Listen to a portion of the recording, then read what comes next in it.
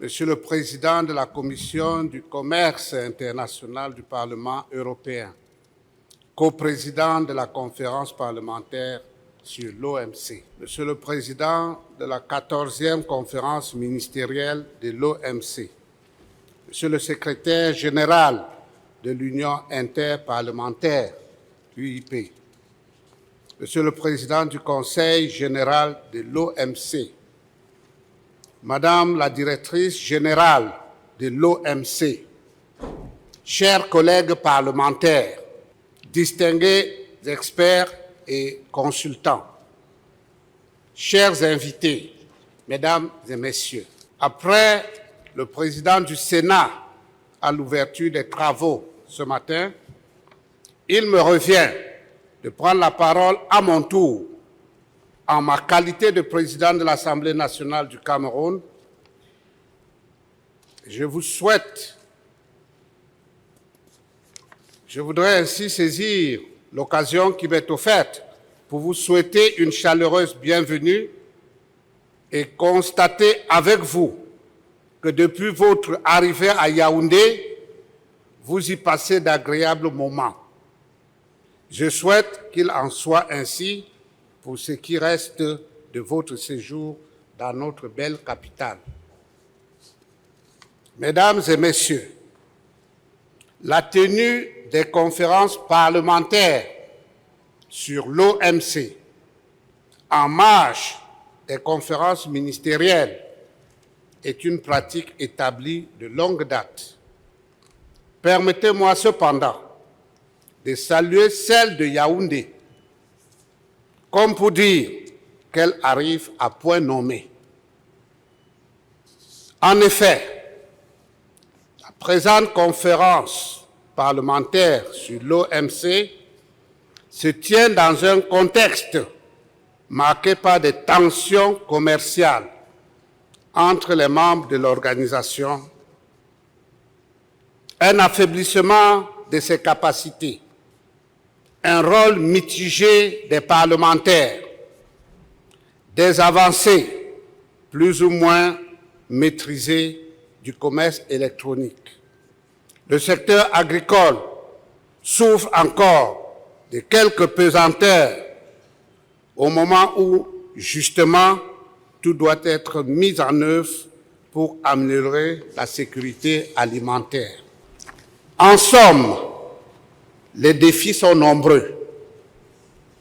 Ce que nous redoutons le plus, c'est ce qui pourrait apparaître aujourd'hui comme étant un recul du multilatéralisme.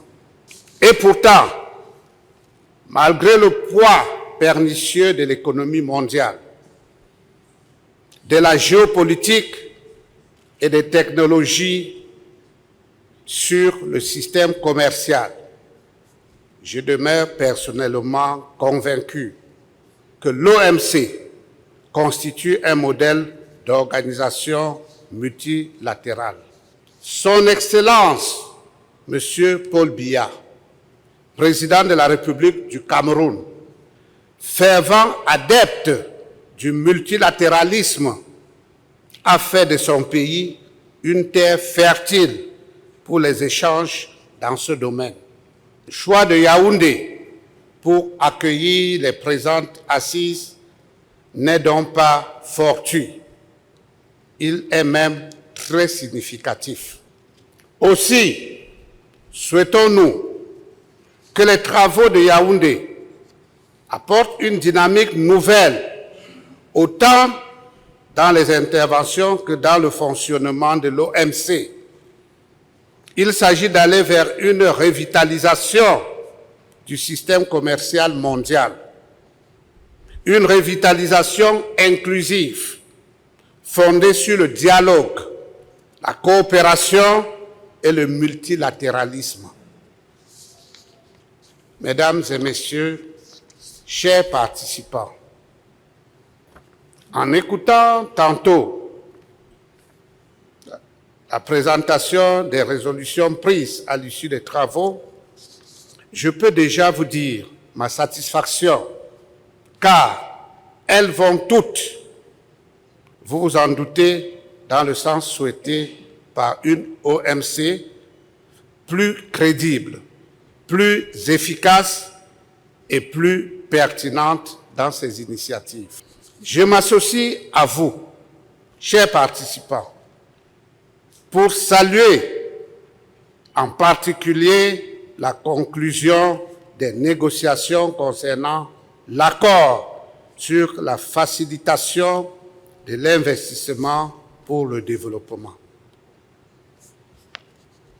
L'application de cet instrument tel que vous l'avez vous-même prescrit devrait à terme créer un environnement plus équitable, plus transparent, plus efficace et plus prévisible pour les investissements transfrontaliers. Les pays en développement, dont le Cameroun, pourraient ainsi participer au flux d'investissements mondiaux, chacun pesant de son poids réel. Par ailleurs, l'initiative de la tenue des conférences parlementaires en marge des conférences ministérielles constitue un engagement sans équivoque des élus aux côtés des gouvernements afin de permettre à l'OMC de faire face aux défis commerciaux contemporains. Il serait donc souhaitable qu'une véritable dimension parlementaire plus accentuée soit intégrée dans la future coopération multilatérale sur les questions commerciales.